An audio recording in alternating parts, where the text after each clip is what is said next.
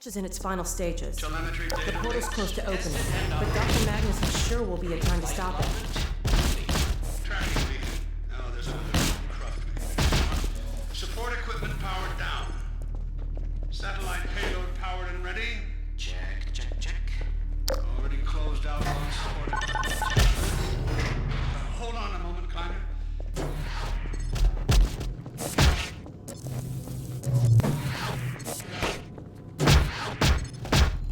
Ah, Freeman. Well, I see the Magnuson device performed flawlessly. I feel compelled to thank you personally for saving my rocket. Thank you. Well, that's enough chit-chat. I've got a rocket to launch. Wow. Did you do For a minute there, I thought you were gonna get a hug. this one? Flight termination system check. Let's go to the control room. We can get a great view of the launch from That there. must be an ancient entry. There are no backup sites. If we fail, the best we can hope Well, is that the here we are rocket again. falls on the enemy. Now, inertial navigation systems. Sync test of FTS. Of course. Ground and high altitude wind. Well, the precision of those readings is not to my liking, but we'll have to make do. Guidance, computer voltages, and current. FTS. It constantly amazes me how many people are involved in creating her because everyone who is involved seems to have the same vision for her. And for so many people to have one mind about a character, it blows my mind. I mean, very rarely do I get a piece of direction or script that doesn't ring true to how I feel about Alex and vice versa. And strangely enough, as soon as I try something out and something doesn't ring true, I'm usually not the first person to say it, even though I might be feeling it, somebody else will say it. And it's just, I guess, a testament to how in tune everybody is about what kind of person Alex is and what she would do, what she wouldn't do, and, you know, what kind of girl she is.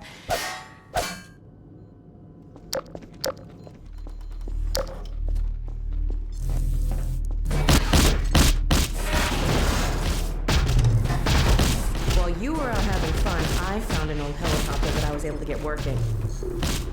I've got it all packed up and ready to go. Never a dull moment, huh? Wait a moment.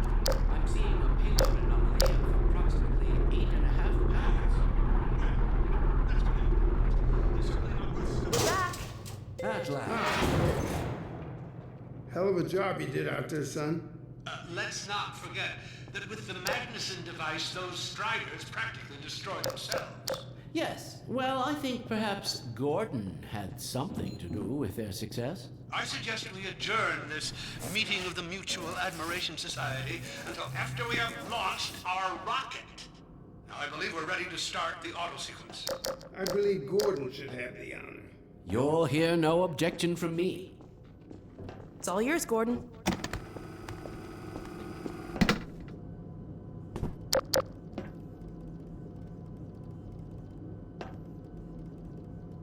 Well, you gonna push the button? The launch of Magnuson's rocket ties directly into the rocket Gordon launched at Black Mesa. Here, the portal satellite array that opened a gate to Zen in Half-Life 1 has been repurposed to shut the Combine out. This is just another example of the way we constantly try to weave the old threads of the Half-Life story into the new episodes. Get right on it.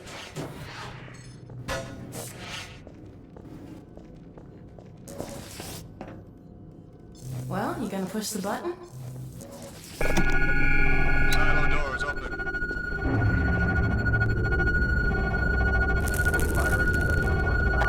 Station power to main thrusters. Steady on. T-minus 10, 9, We're launching. 8, 7, 6, 5, Steady. 4, 3, 2, 1.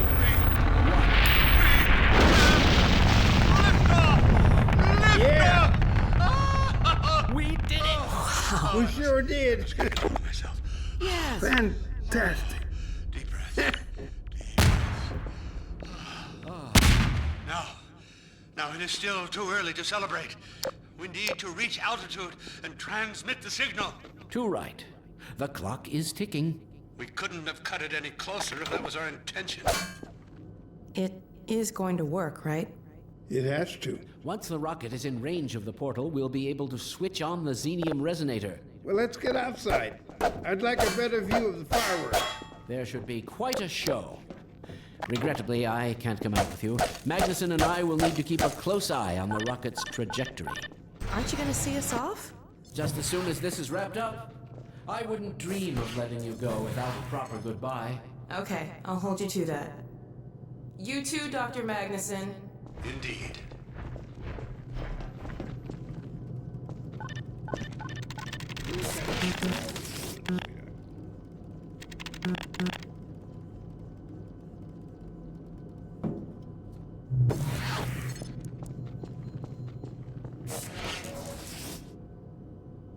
Gordon, hold up a Oh, second. there you are. The more I think about that warning from our friend, the more I'm convinced it has to do with Borealis. Don't be deceived.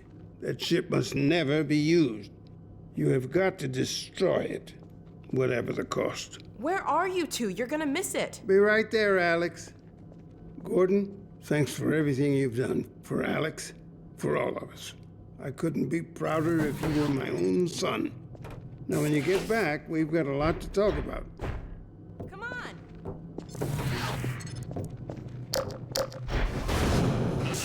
Gordon, Alex! Dear God, this has to work.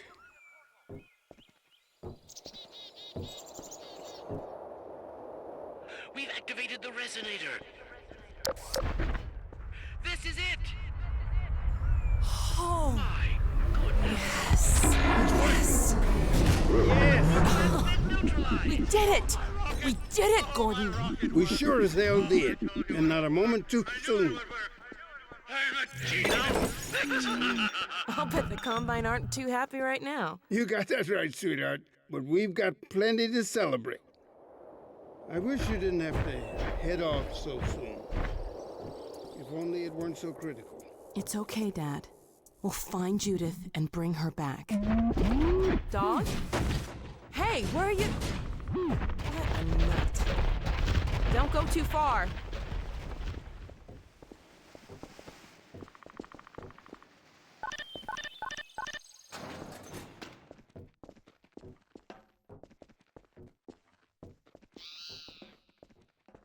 Well, there she is. Gassed up and ready to go. Remember to keep in constant contact. We have no idea what to expect. Don't worry, Dad. We'll be all right. I just wish all this didn't have to fall on you, Alex. Your mother would be so proud. Dad.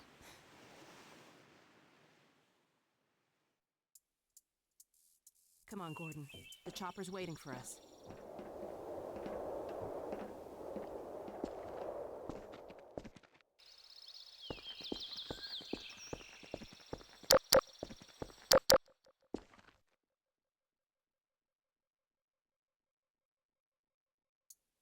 Episode 2's backgrounds or vistas are created in a manner that fuses traditional 2D animation techniques, using linear cards moving against each other to imply parallax, and a modern digital take which involves placing these cards in a 3D environment and manipulating their size and distance from camera depending on the scale needed.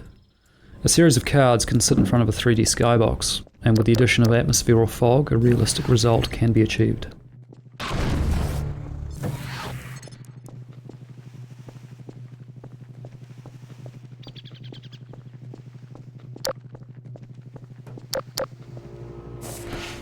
Developing the Half-Life episodes allows us to steadily flesh out the details in an ongoing cosmic struggle. Most of this conflict remains far in the background, but little by little we are able to bring new elements up front. One of our goals for Episode 2 was to fully develop the grub-like advisors, first glimpsed in Half-Life 2. In Episode 1, they make several brief appearances but have no direct effect on the events in the game. In Episode 2, we deliberated on how soon to show them becoming active, and decided to pull back the veil in stages. Therefore, we first see them being hauled around by Combine troops, completely passive. Next, we see one waking up from incubation, still somewhat groggy, and beginning to discover its power. But by the end of the episode, the advisors come fully into their own, front and center, as characters with a huge impact on the story.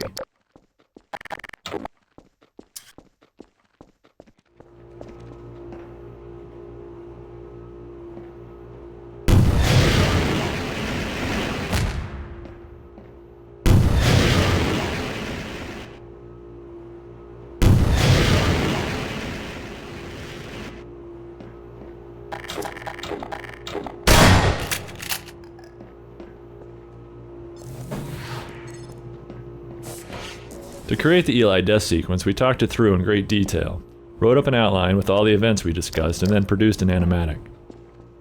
We used rough sketches painted over screenshots and a variety of crude special effects and sounds to create a quick pre-visualization of how the scene would play out.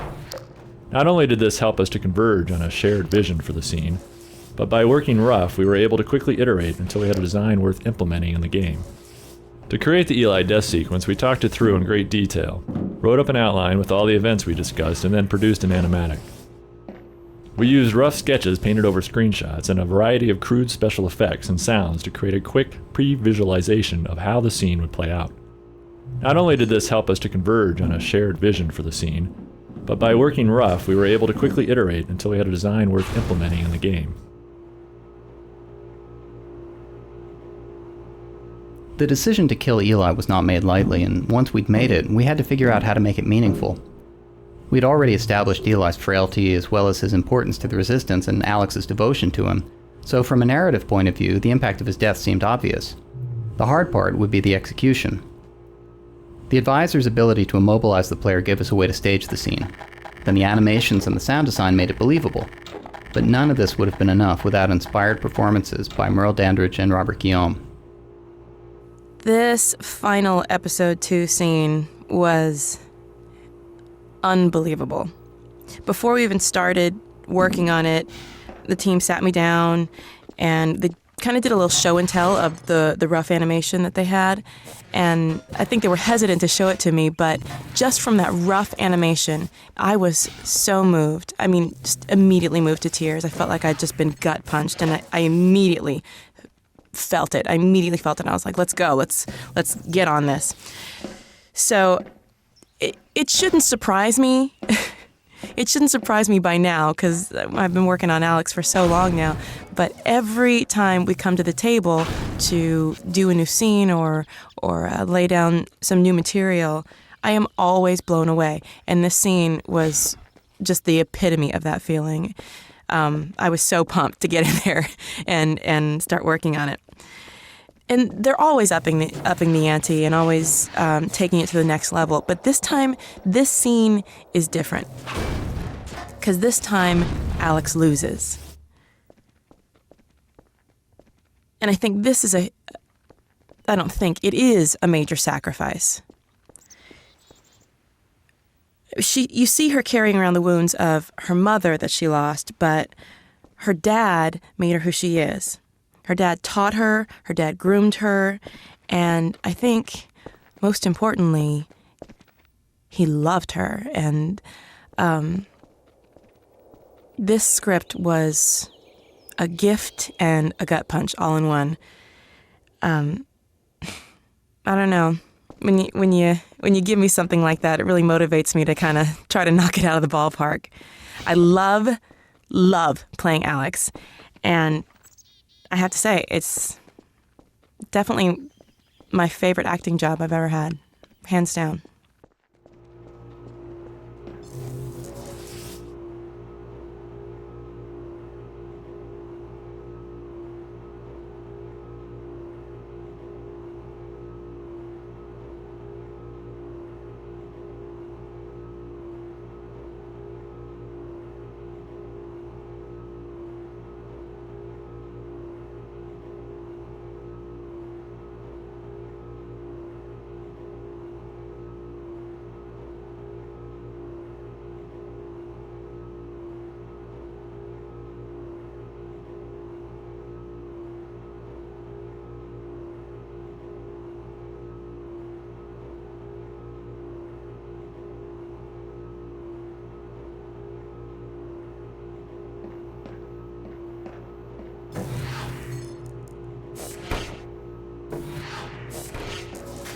Sure you have everything you need. I think so. Dr. Kleiner gave us the Borealis coordinates. We'll keep the hailing frequency open on the chopper radio in case Judith tries to reach us again. Good idea. She could well make another attempt. Oh no. Dad! Gordon! Help!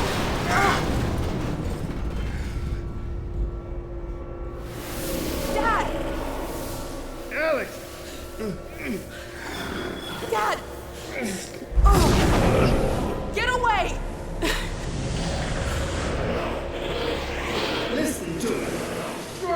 ship! Whatever it takes! Destroy it! Don't! Dad, look out! No! Dad! Dad! God damn it, let go of him!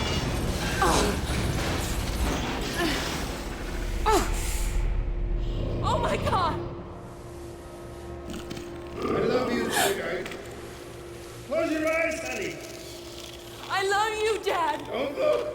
No! Oh my God! No! No! Gordon! Dog!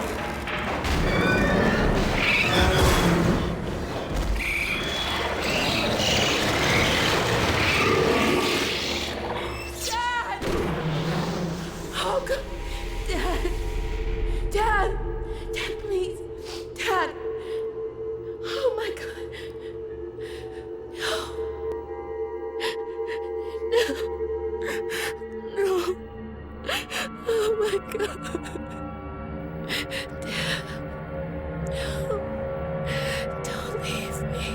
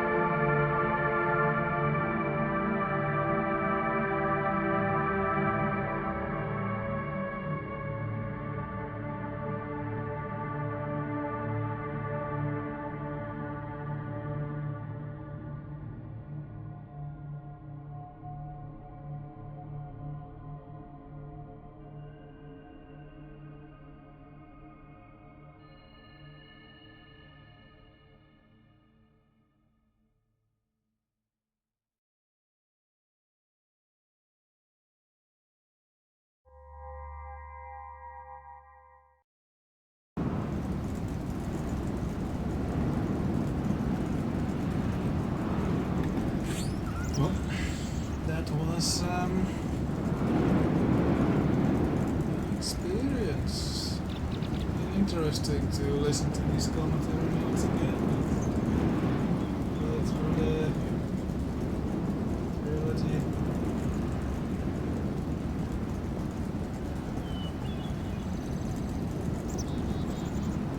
All the way from the beginning. I guess I put episode 2 a bit on hold because I'm way more familiar with this game than the other two.